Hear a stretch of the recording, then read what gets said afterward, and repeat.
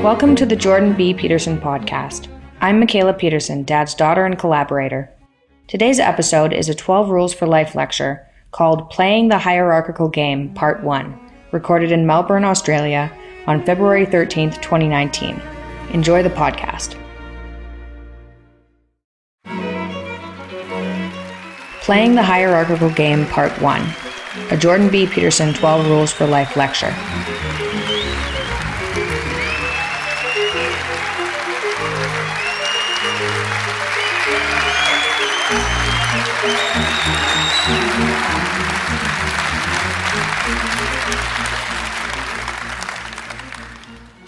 Man, that's a lot of Australians.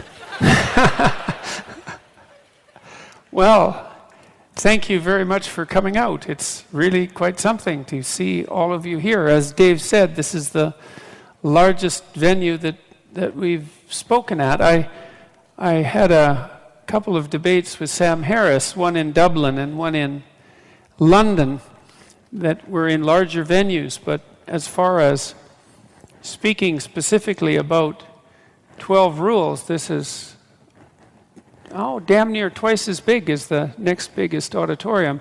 I think we were at the Apollo in London, and it held 3,000 people, and so that was good. But this is really something.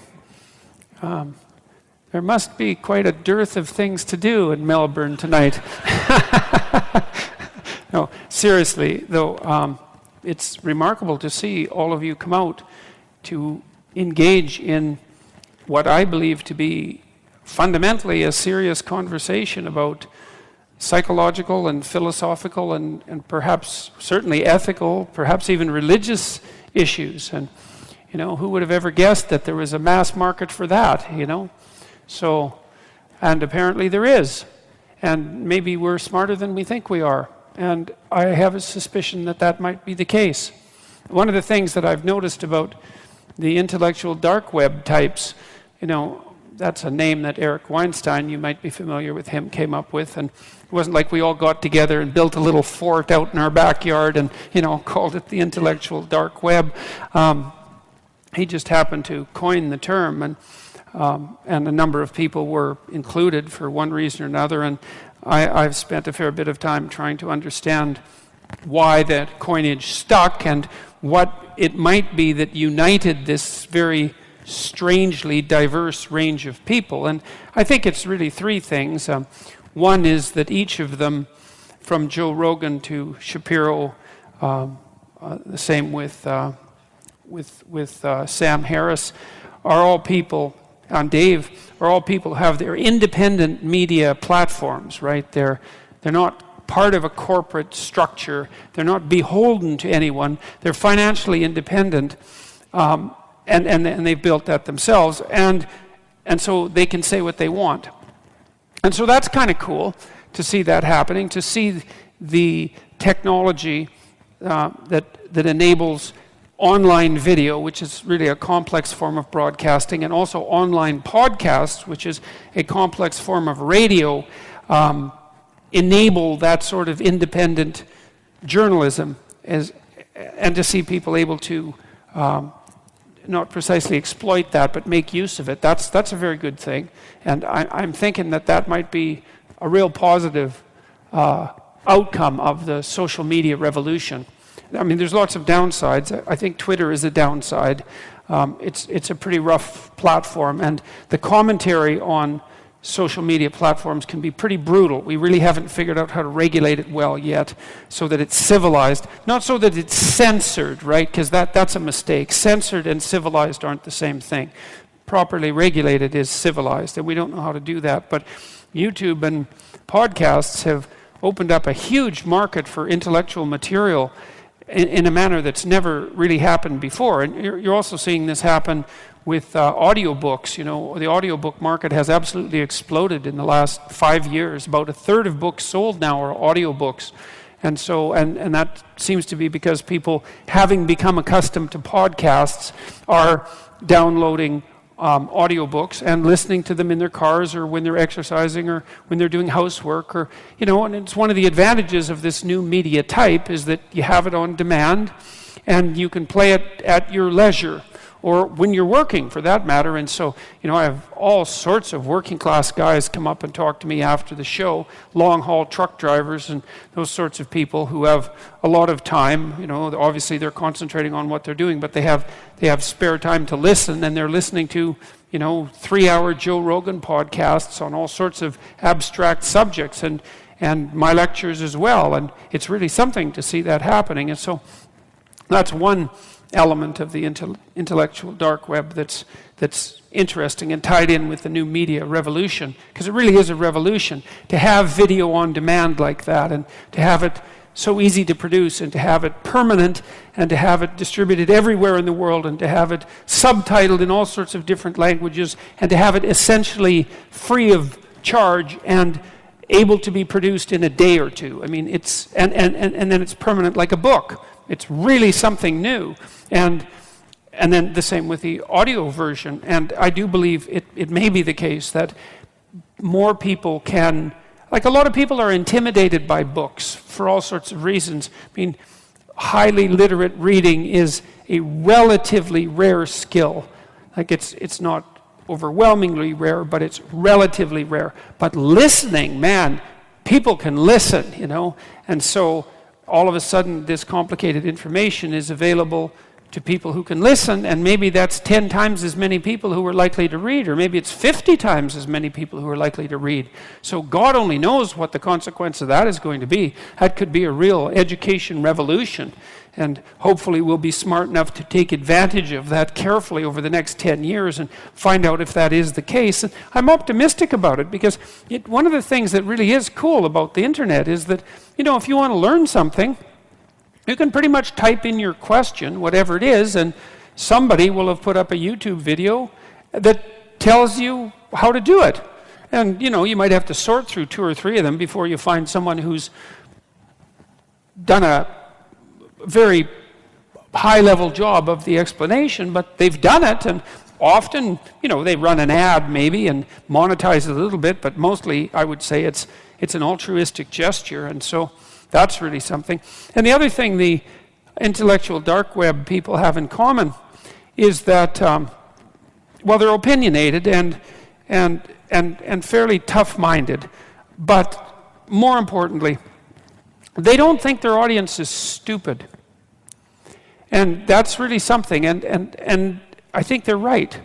I'm not going to assume instantaneously that that's a consequence of something particularly moral about the people who make up that group. I think it is a testament to their faith in the essential nature and in the essential quality of human nature. But I also do think it's a reflection of the medium itself, because it's funny, when I step into a television studio now, like a classic television studio, which happens from time to time, and which is apparently going to happen with Australia's Q&A on the 25th, which should be quite interesting.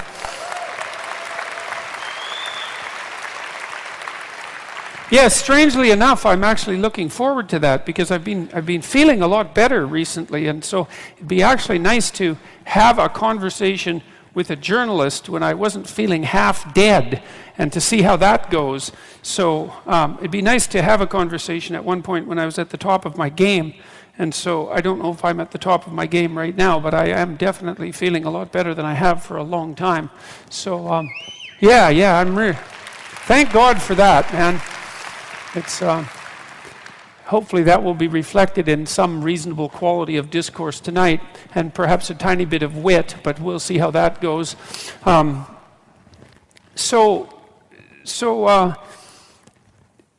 When I step into an old school television studio, it feels like 1975 in some sense. The person I'm talking to isn't really there.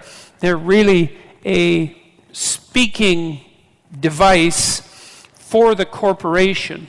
And they have to be, because the corporation, which is running high expense, low bandwidth television, where every minute or every second is extraordinarily expensive. They can't really take risks. They can't have free-flowing conversations on the off chance that something goes dreadfully wrong, and it might, right? And so everything is scripted, and then you have 30 seconds to make your point, and like there's just some things you can't say in 30 seconds. You have to compress them down to the point where they're actually foolish. It's actually foolish to try to do it, but what else do you have? Whereas with these long-form conversations, man, you can actually have a discussion about something, and you can try to get to the bottom of it.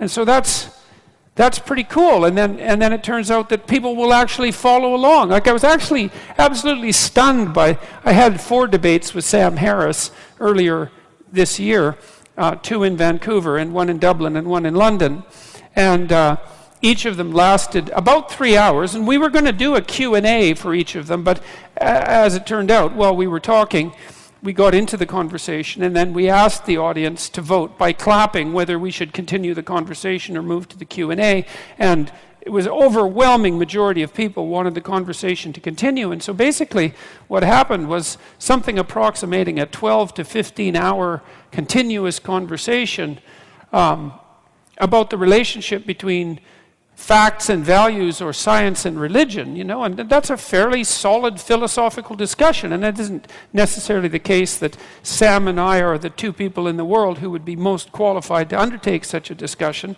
but we did our best, and it was a pretty high-level conversation. I mean, for me, it was approximately the level, I think, that would characterize a pretty decent PhD dissertation defense, and that's fairly high-level intellectual conversation, and the audience was just with us the entire time. And so that's cool, man.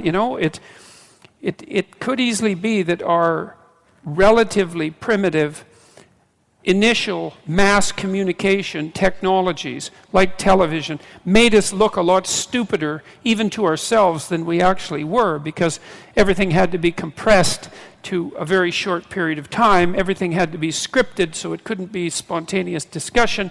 You couldn't assume that your audience knew anything because maybe it was the first time they watched the show. You couldn't assume that they remembered anything because you didn't know, like if it was a series, whether they had participated in the entire series. You had to aim at the lowest common denominator, and you couldn't assume much of an attention span. But it turns out that people have an incredible attention span. Like I was just rewatching Breaking Bad, and I don't know how many hours Breaking Bad is. It's like, there's 6 seasons, must be 60 hours, I think, something like that. And it's a continuous 60-hour movie. And that's a long movie, and it's really engrossing. And there's all sorts of other shows that are perhaps of equal complexity. And man, people have no problem with them at all, right? They just eat them up. So it turns out maybe we're not so stupid. And so that'd be nice if we weren't so stupid. And I'm kind of tired of everyone assuming that we are, just like I'm tired of everyone assuming that we're some sort of cancer on the planet. I don't like that attitude about human beings. I think there's something deeply, deeply wrong about it. This is something that's just kind of an interesting historical tidbit. Back in the late 1800s, there was a biologist named Thomas Huxley, and he was the famous novelist Aldous Huxley's, I think, great-grandfather, perhaps grandfather, and a very intelligent man, a very gifted family. And Huxley was a great defender of Darwin, by the way, too, and he was commissioned by the English government to do a study of oceanic resources. This was back in the 1890s.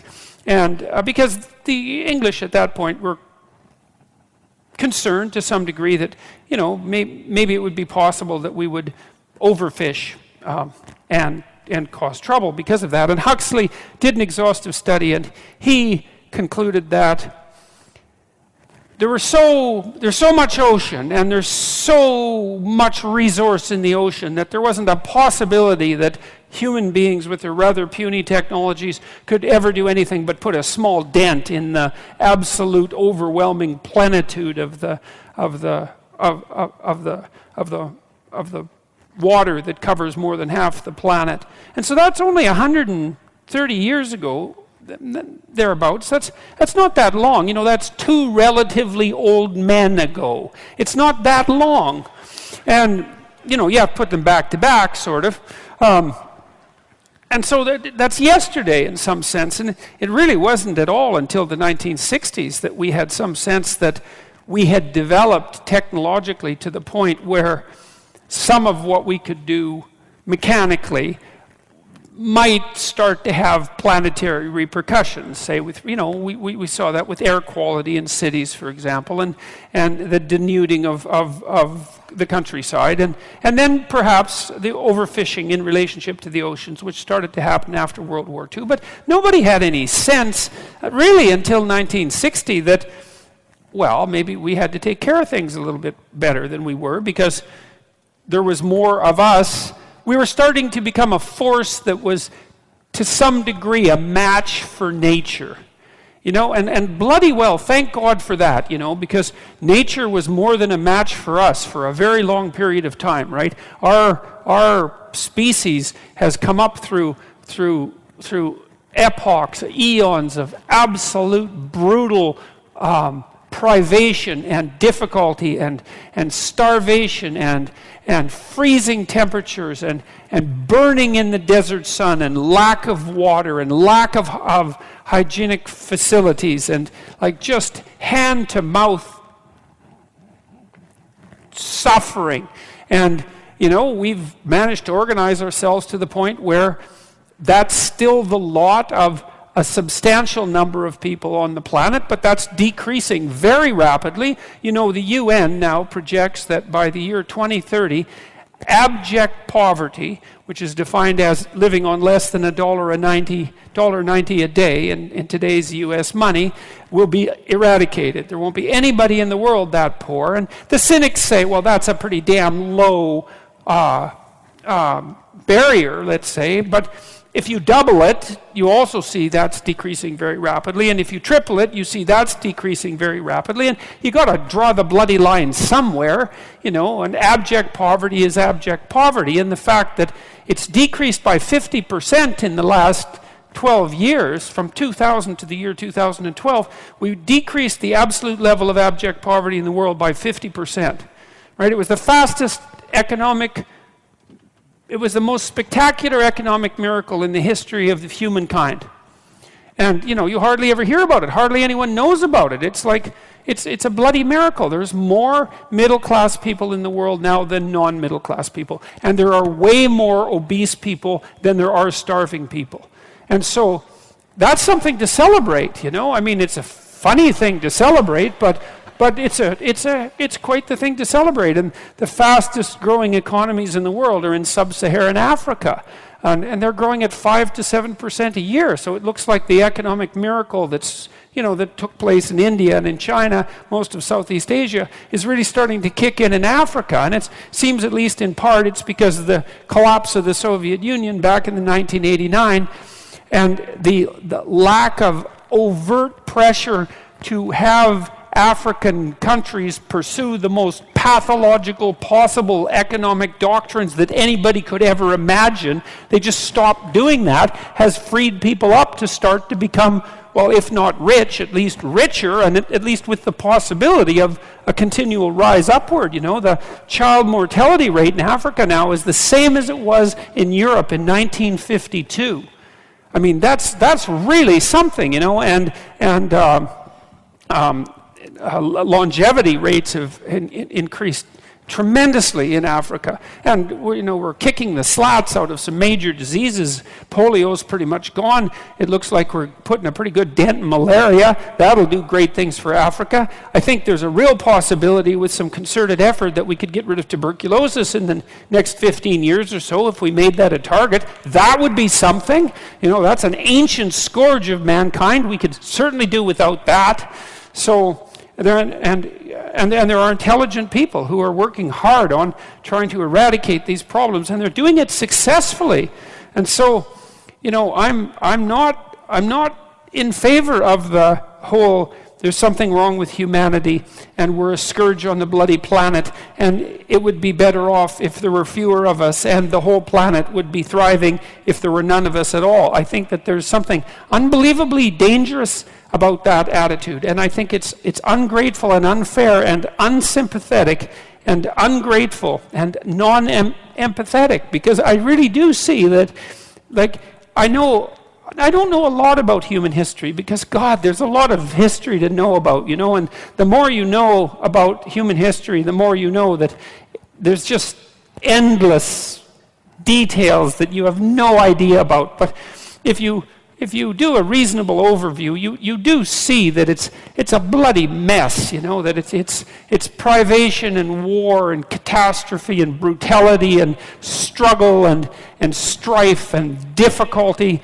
all the entire way through, people striving against odds that are just absolutely astronomical, and yet succeeding, that overall, the story overall is one of, I wouldn't say unbroken progress, but it's decent progress, and it's better now than it's ever been by a huge margin, and there's every bit of evidence to suggest that it could continue to get better and better and better. Here's another thing that's really cool.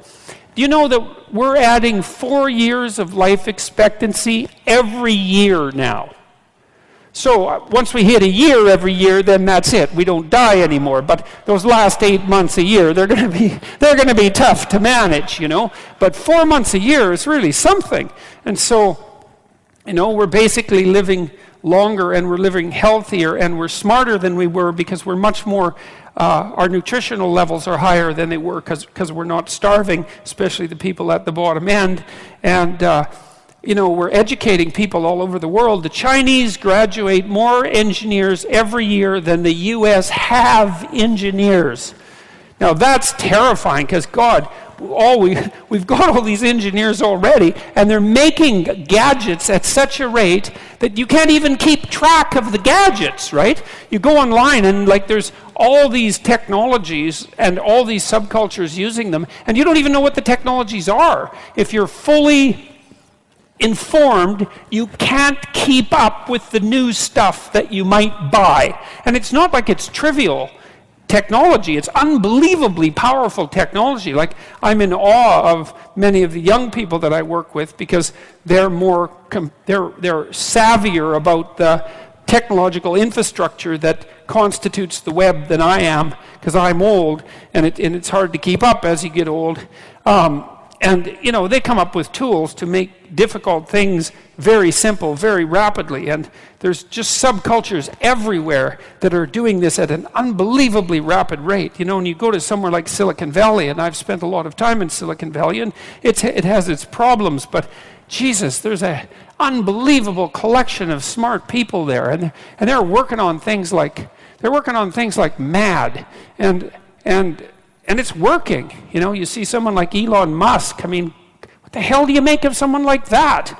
What did he do? He made an electric car, which is basically impossible, and it works, which is basically impossible. And then he built an infrastructure so that you could charge the damn thing wherever you drove, and that was basically impossible. And then he made it cheap, because if you buy an electric car and you factor in the price of gas, the electric car is actually about as expensive as the gasoline car, and so that was unbelievable. And then he built a bloody rocket, which was 1/10 the price or less of a NASA rocket that you could reuse, which was impossible. And then he put one of his cars on top of the rocket, and he shot it up into space. And then this happened, right? This all happened, and he's still alive. And and then he went and blew it all by smoking pot on Joe Rogan, because, well, it's so funny, we like our insane geniuses, predictable and safe. And so we don't want them doing strange things like having a tiny puff of marijuana on a show famous for marijuana. So anyways, that's all good news. It's all good news, man. And I learned a lot about this. I worked for the UN for a while, indirectly. And I wasn't paid for it, by the way. It was volunteer work. I worked on this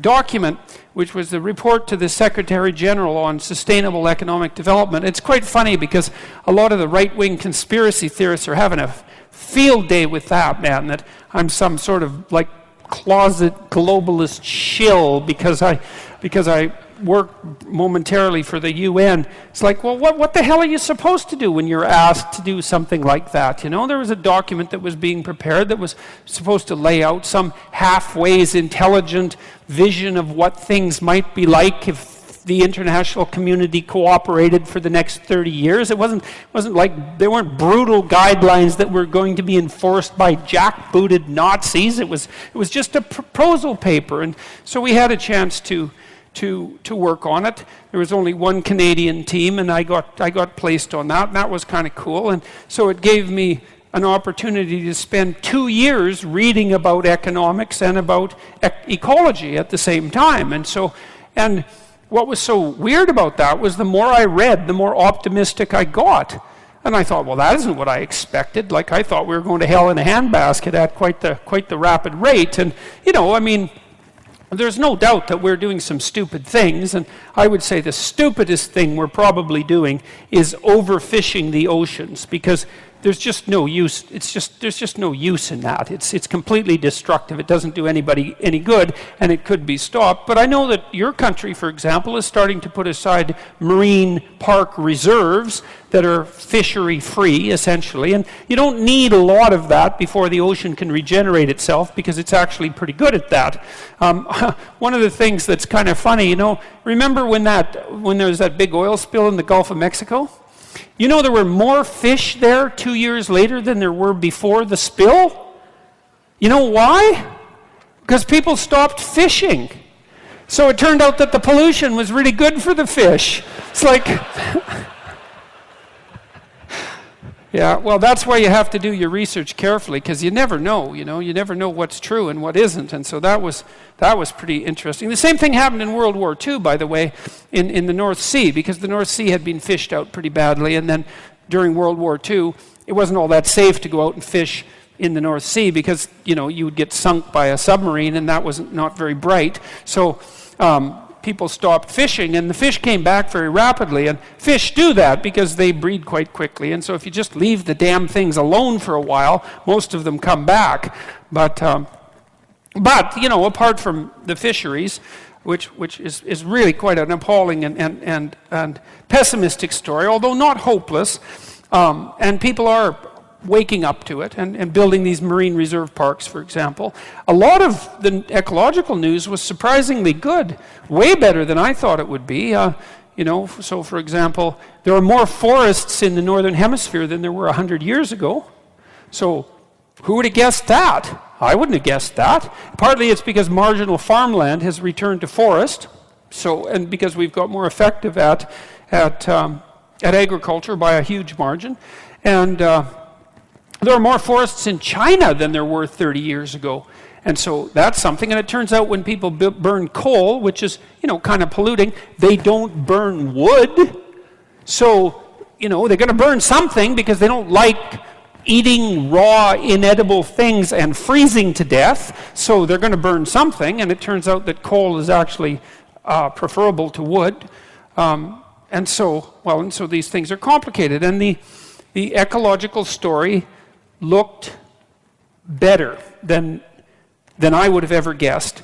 Even the overpopulation issue, you know, ever since the 1960s with Paul Ehrlich and the population bomb, there was this terrible pessimism that we were going to breed, you know, like uncontrolled rats until every square inch of the world was like covered with some starving skeleton, and that was all going to happen by the year 2000, when there would be mass starvation and the price of commodities would have blown through the roof, when we would run out of oil and all the commodities that we need to maintain a reasonably high standard of living. And, you know, that didn't happen. And not only did it happen, is that rates of poverty went down and rates of hunger went down, even though the population went way up. And so there are more people who are hungry now than there were 50 years ago, but there are far fewer proportion of people who are hungry, and that's really something. And so the overpopulation doom and gloomers were absolutely wrong. Wrong, wrong, wrong. And we're going to peak at 9 billion.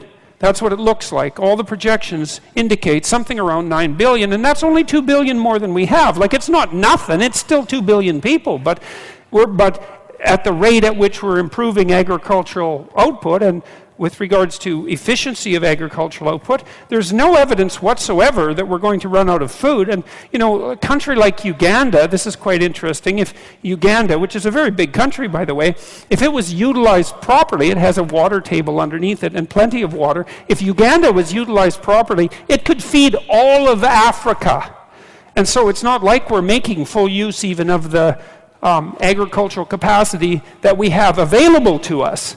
And so we're not going to overpopulate the world and leave everybody like starving on like Easter Island with nothing but giant heads and no trees. That's not going to happen.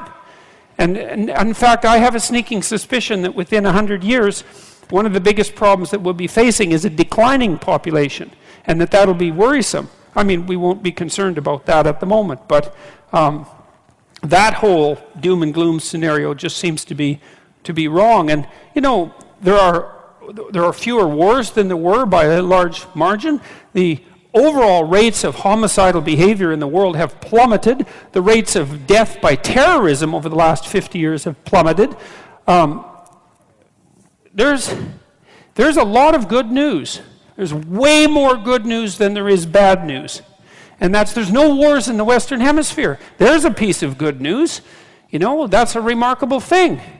So, and it's been 70 years since World War II, and we've had thermonuclear weapons since then, and of course everyone's terrified of those bloody things, and no wonder, and maybe that's for the best, because maybe we needed something to really terrify us, you know. It's certainly possible, but even though there's always the possibility of a mistake, and there's still the possibility of a nuclear outbreak, we haven't used them, and we haven't had a third world war, and almost all of us here have lived in what you got to think, man, comparative peace and prosperity, if you compare it to any other time and place anywhere else in the world at any point in history, which is not perfect because, you know, you're still getting old and you're still going to die, and we haven't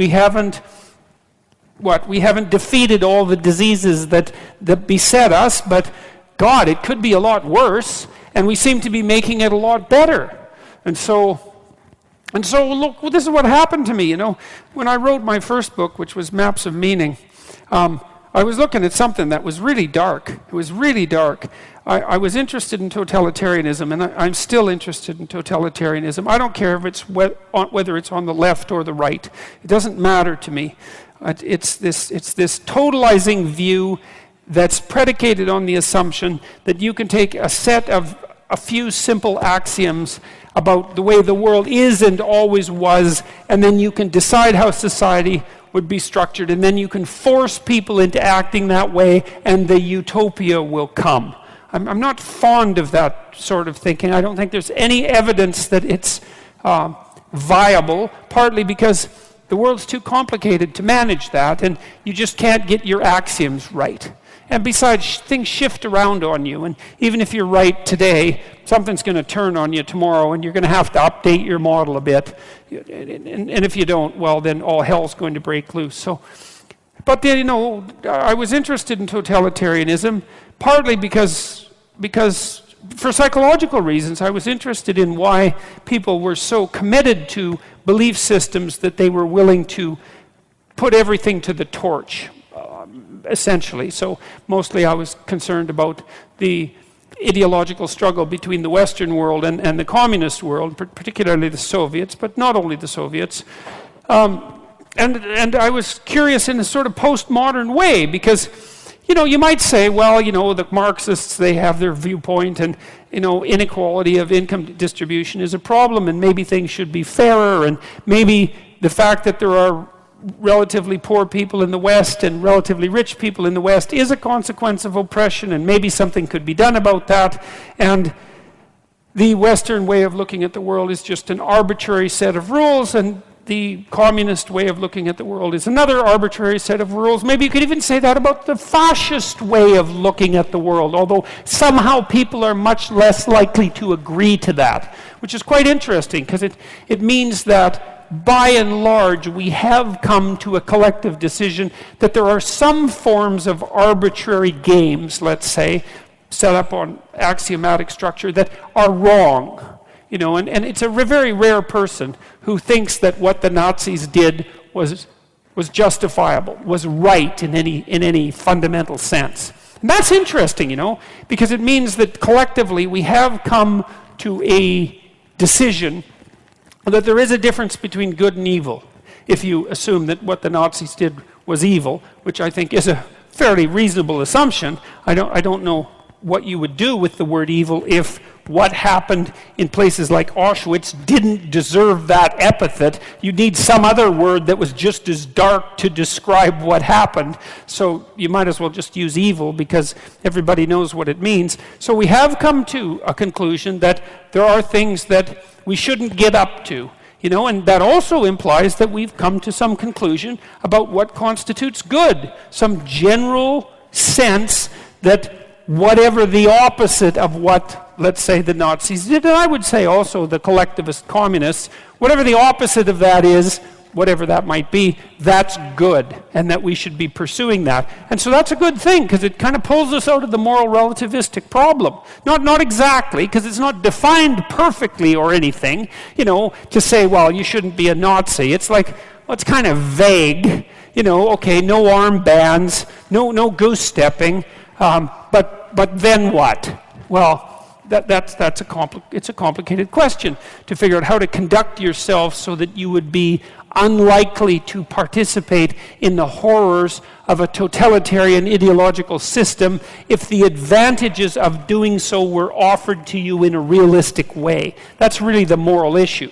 Because, if you read about Nazi Germany and you read about communist Soviet Union and China, you understand that those systems were very attractive to people, and there were reasons for that attractiveness, and that had you been there, there's a high probability that you would have been attracted by those ideas.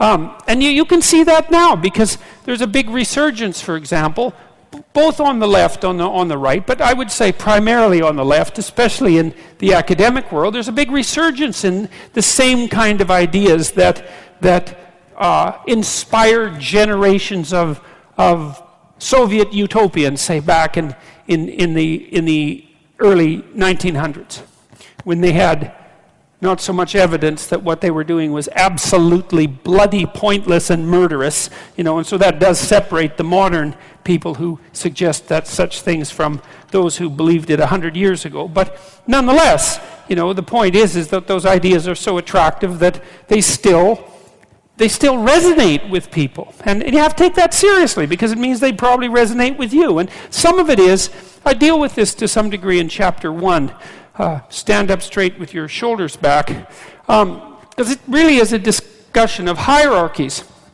And I actually try to make a case. I like to make a case for hierarchy. The radical leftist types, the postmodernists in particular, and I put this mostly at the feet of people like Foucault. He'd be villain number one, although he was influenced heavily by Marx and his own special sense of resentment, intellectual resentment and arrogance, so which made him into a sort of perverted and malevolent and underhanded Marx, which is really something to be, because just the ordinary Marx wasn't so great. And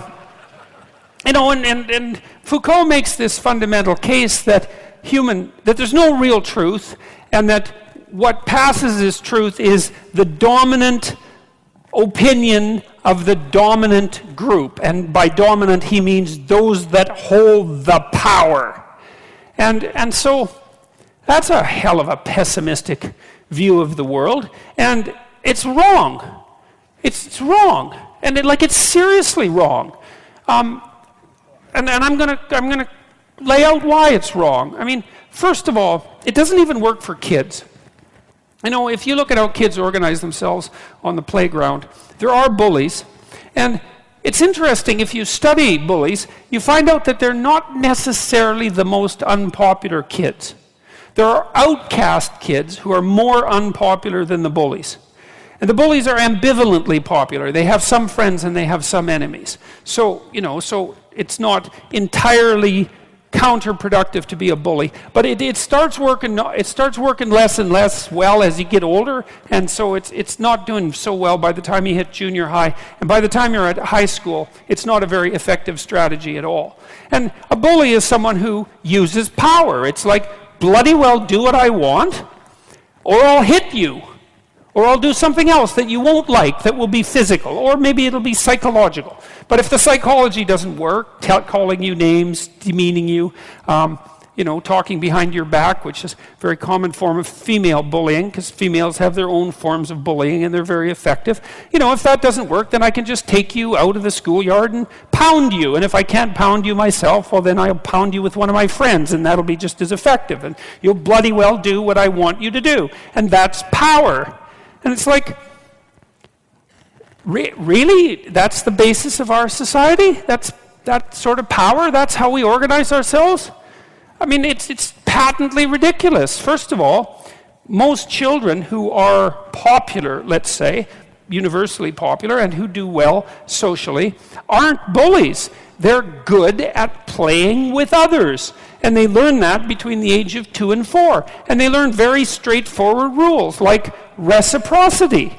That's the big one. There's a couple. Reciprocity is one. Trust is another, to abide by your word. But those are the same thing. Reciprocity and trust are very similar. It's like, well, we'll take turns.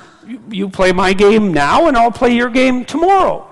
And you guys have had friends that were real friends, and you know perfectly well that if you have a good friend, you don't have to keep track exactly of what you do for each other. You don't write it down on a piece of paper and put a check mark beside it, unless you're a little bit on the paranoid side, and that's only the beginnings of your problems. And what you do is, you kind of keep track of who does what for who, and you kind of keep the balance equal. And you do that because, well, that's what you do if you're awake and conscious and a decent person. And if you have a relationship, if you're in a marriage, it's the same thing. It's like you don't obsessively keep track of who owes what, when, and why. That's a sign of a degenerating relationship. What you do is, well, you do what you can for your partner, and they do what they can for you, and you're both aware of that, and you assume goodwill, and with any luck, that iterates across time, and it's a sustainable game. It's not bloody power. And there's nothing more miserable than being in a relationship where the rule is, do what the hell I want or suffer the consequences. And what kind of relationship are you going to get out of that? Even if the person is cowed enough to do what you want them to do when you're there and enforcing it, they're not going to put their whole heart into it. That's bloody well for sure. They're going to be, if they have any sense at all, and they do, and if they have any spirit at all, and they do, they're going to be undermining what you're forcing them to do all the time. There's an old Soviet joke. They pretend to pay us, and we pretend to work. Right, great. That's a hell of a way to run a society, and that's exactly how that society ran. So all you do with force is engender bitterness and resentment, and if the person that you're exerting force on can't exert the same level of physical force back, it's not like they're not going to take their revenge in other ways. They're not going to cook you wonderful meals. They're not going to be, what would you call it, enthusiastic sexual partners. They're going to get their revenge when they can, unless you've crushed their spirit completely. And then it serves you right, because then you're dragging around behind you someone whose spirit you've crushed completely. And that's a hell of a way to live. And so what is this idea that our society is fundamentally predicated on power? And then that's the postmodern claim. We group ourselves into our groups, whatever the hell they happen to be, sex, gender, ethnicity, Whatever the flavor of the month is, there's an infinite number of ways we could group ourselves, and then we organize ourselves into power hierarchies and we dominate each other. And then all of those groups go to war against one another, and the most dominant group that has the most power wins. It's like, I don't know what the hell planet Foucault grew up on. You know, that might be the definition of like the worst African dictatorship of the last 100 years. But it's not a description of our society. And it's not a description of the way that people organize themselves into hierarchies, which was the point I was trying to make in Rule 1 when I talked about hierarchies. Now, it's very important where you are in your hierarchical position with regards to other people in relationship to your mental health. And this is a really important thing to understand because you have an ancient counter in your brain, and that was the point of the biological comparisons, lobsters being one set of comparisons, but not only lobsters. We know perfectly well, animal behaviorists, people who know their neuropsychopharmacology, know perfectly well that the serotonergic system operates quite similarly across most animals with complex nervous systems, and one of the things that it does is track relative status position.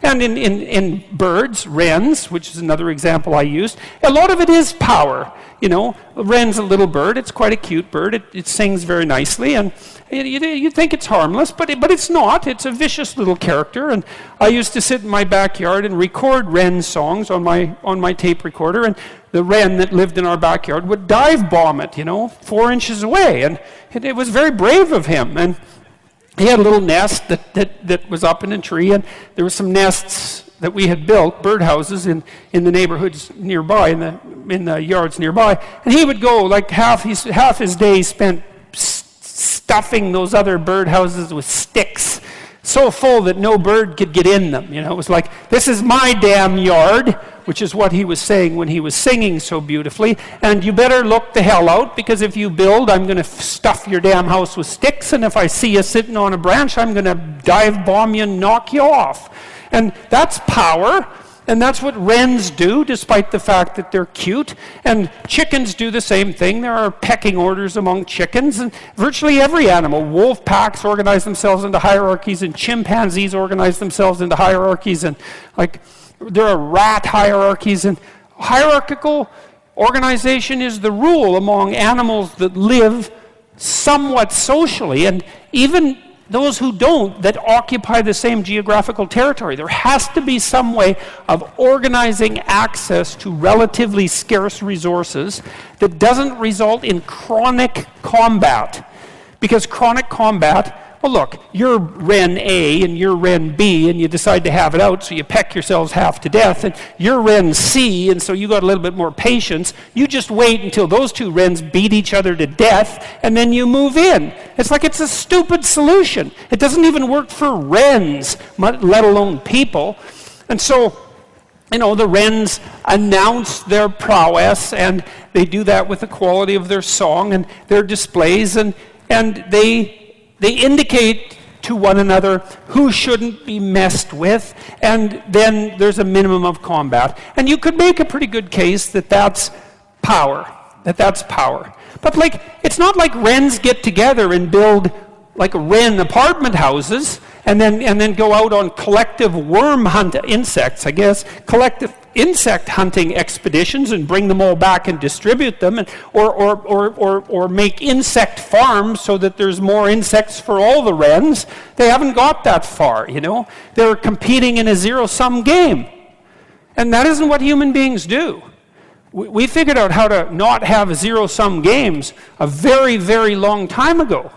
And it turns out that if the game you're playing isn't zero-sum, right, which means that there's only a finite number of resources and everybody has to fight to the death for them, and some are going to get the lion's share and others are going to starve. If you're not playing a zero-sum game, then you can learn to cooperate and compete in an intelligent and civilized manner, and all of a sudden, there's more than enough for everyone. Now, still, some people are going to have more than others, but there's nothing. How are you going to stop that? And do you want to? Like, do you want to only know what, do you want to only be allowed to know what everyone else knows? You don't get to know anything that anyone else knows, because it's got to be equal. You want everyone to be exactly the same amount of attractive. And if you averaged attractiveness overall and you only allowed each person to be as attractive as the average person, there'd be not much attractiveness left in the world. And it seems to me that would be quite the loss, And strength, you're not allowed to have any additional strength or ambition or talent or let's say athletic ability. It's like, or artistic ability. I mean, aren't we kind of happy that there's massive inequality in the distribution of talent? I know it's harsh and hard, but you can't expect everybody to have every talent that there is, and it would be a hell of a sacrifice if no one got to have any talent, because it wouldn't be fair. And so I don't get the whole equality of outcome thing. It isn't going to work. There aren't that many geniuses, We want to exploit the geniuses and get them to work for us. And if the price is that somebody has more than you do of something, well, suck it up, for Christ's sake. Well, Jesus, seriously, man. It's like, look, how much more do you have than most people have? You need to make $30,000 a year to be in the top 1% of the socioeconomic distribution worldwide. You always hear about the 1%. Right, the evil 1%. And they churn, by the way, because it's not the same people all the time. It's like all of you here are in the evil 1%, and you think, well, that's not very fair, because I was really only talking about within my country. Well, that's convenient for you, or it makes it really, really convenient argument for you. It's like, well, all those other people, those foreigners, they don't count. If they're poor, who the hell cares? It's the Australians that matter.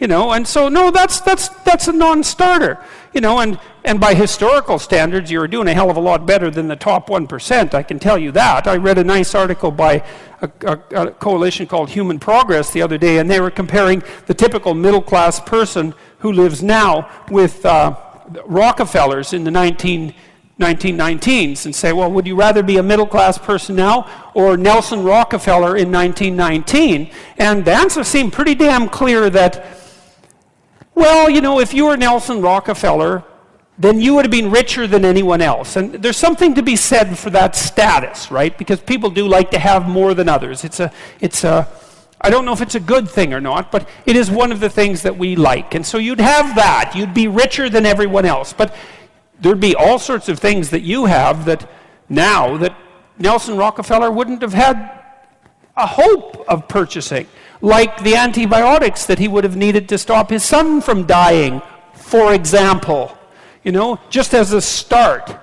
And so I think this complaint about inequality, look, no one likes inequality exactly. You walk down the street, this is why I always get a kick out of people who protest, I'm against poverty.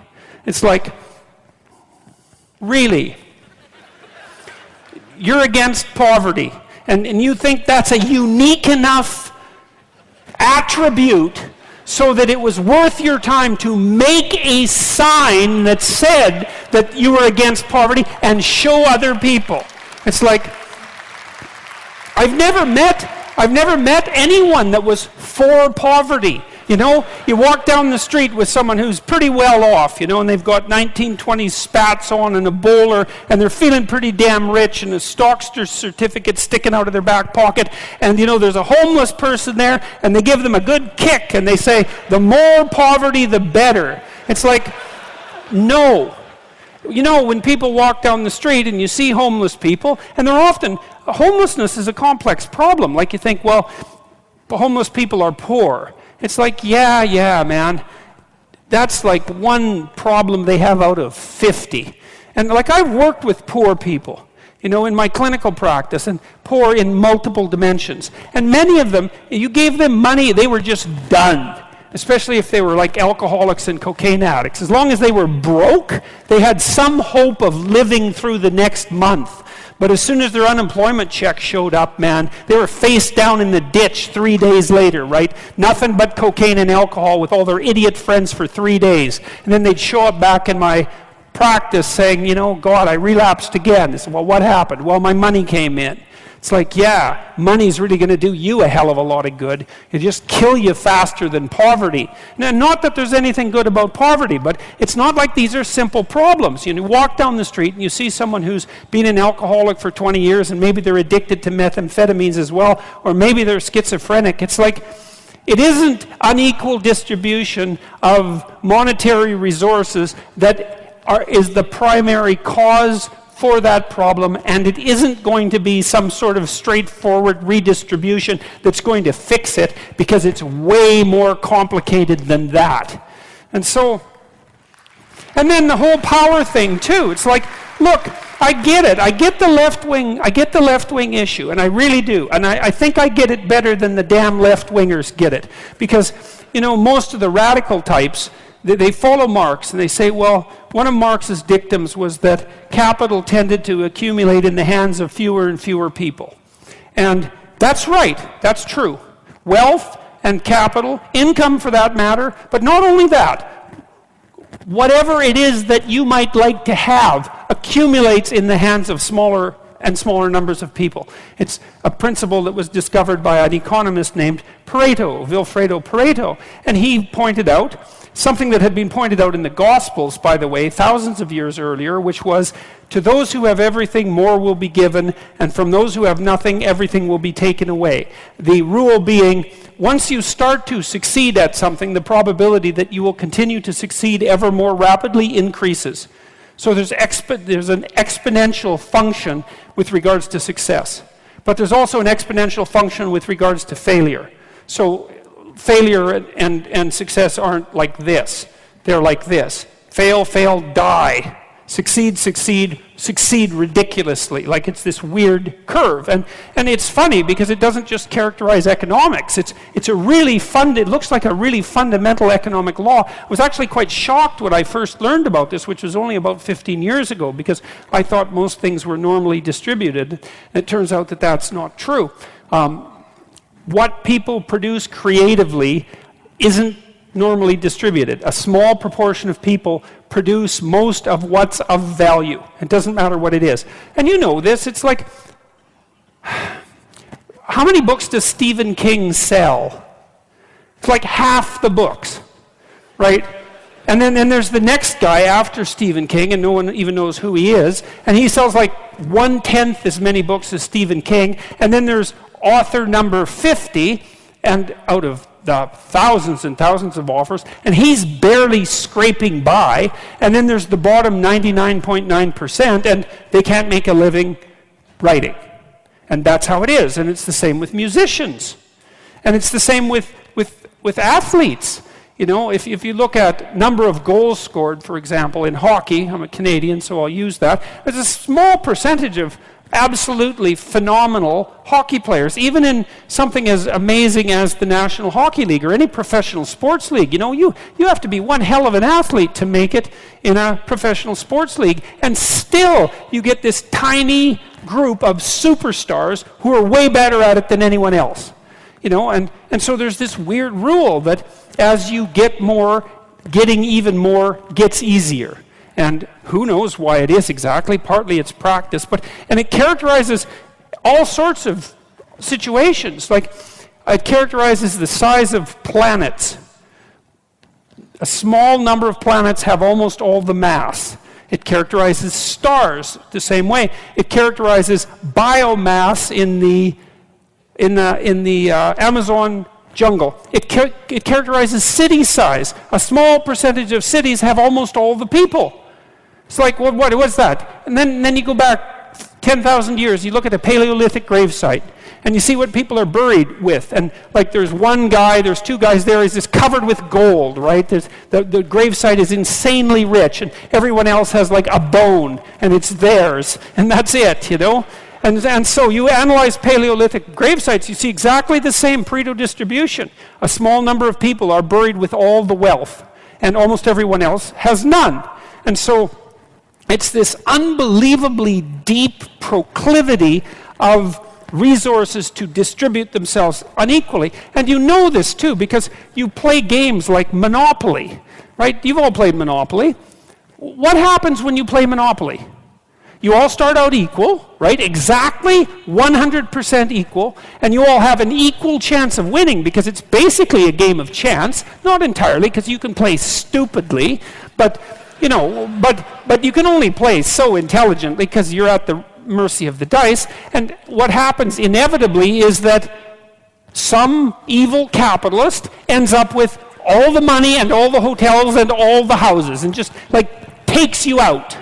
And yet you play and you don't think, oh my God, you know, there's something fundamentally unfair about that. Or maybe you play non-competitive Monopoly, where after every round you redistribute the money so everyone...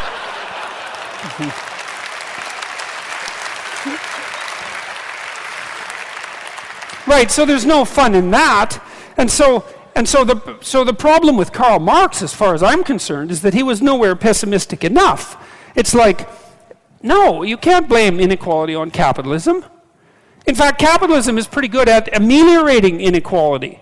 Like, there's still plenty of inequality in capitalist societies, make no mistake about that. And you can make some claim, although it's a tricky one, that some indices of inequality have increased over the last 20 years. It depends on how you measure it, because it's complicated. Because, you know, even poorer people now have access to, well, let's say iPhones, which have more computational power than the entire system that put the Apollo 11 on the moon, which is, you know, for $600, which isn't a bad bargain. So it's not that easy. It's not that easy to do those economic calculations.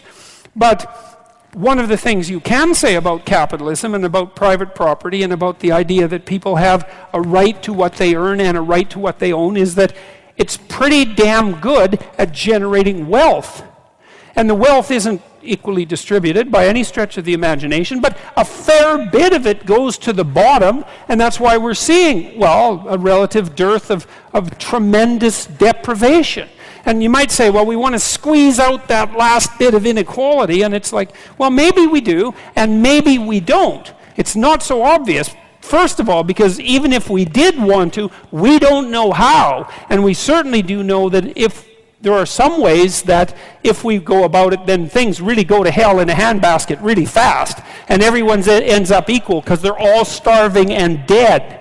You end up in a situation like Venezuela, not that they're all starving and dead, but the average Venezuelan lost 17 pounds in the last year, and that wasn't from voluntary diet, right? And that's a very rich country. And so we do know that there are ways of ameliorating inequality that just don't work. And so it's a dangerous thing to mess with because we don't understand it. Now, you know, that doesn't mean we shouldn't try to understand it, and that also doesn't mean that the left doesn't have a point, you know. If your society becomes too unequal and too many people stack up at the bottom and they don't have an opportunity to move forward, that seems like it's bad for everyone. And so we could agree on that, and we could try to set up our hierarchies so that they're not too brutal for the people who end up at the bottom, right? That would be nice if we could be sensible and figure out how to do that. But I think we're not doing that bad a job of figuring out how to do it. We build infrastructure that everybody can use. We have universal education systems and so on, and they're not perfect, but they're far from catastrophic, and they're a hell of a lot better than they were 100 years ago. So we are making some progress on that. I think the problem with the radical leftists is that they don't take the problem of inequality seriously enough. They blame it on capitalism. It's like, sorry, that's wrong. It's a way deeper problem. It wasn't capitalism that produced inequality of gravesite wealth distribution in Paleolithic Europe 10,000 years ago. And it's not capitalism that makes some stars have all the mass, right? It's a different order of problem. And so we have to be more sophisticated than economists were 150 years ago when we talk about inequality. If you found this conversation meaningful, you might think about picking up Dad's books, Maps of Meaning, The Architecture of Belief, or his newer bestseller, 12 Rules for Life, An Antidote to Chaos. Both of these works delve much deeper into the topics covered in the Jordan B. Peterson podcast. See jordanbpeterson.com for audio, ebook, and text links, or pick up the books at your favorite bookseller. Remember to check out jordanbpeterson.com/personality for information on his new e-course. Tag Jordan or I on Instagram to share your results from the Discovering Personality course. I really hope you enjoyed this podcast. Stay tuned for the second half plus the Q&A next week. If you did enjoy this lecture, please leave a rating at Apple Podcasts, a comment or review, or share this episode with a friend. Thanks for tuning in, and talk to you next week. Follow me on my YouTube channel, Jordan B. Peterson, on Twitter at Jordan B. Peterson, on Facebook at Dr. Jordan B. Peterson, and at Instagram at jordan.b.peterson. Details on this show, access to my blog, information about my tour dates and other events, and my list of recommended books can be found on my website, jordanbpeterson.com. My online writing programs, designed to help people straighten out their pasts, understand themselves in the present, and develop a sophisticated vision and strategy for the future, can be found at selfauthoring.com. That's selfauthoring.com. From the Westwood One Podcast Network.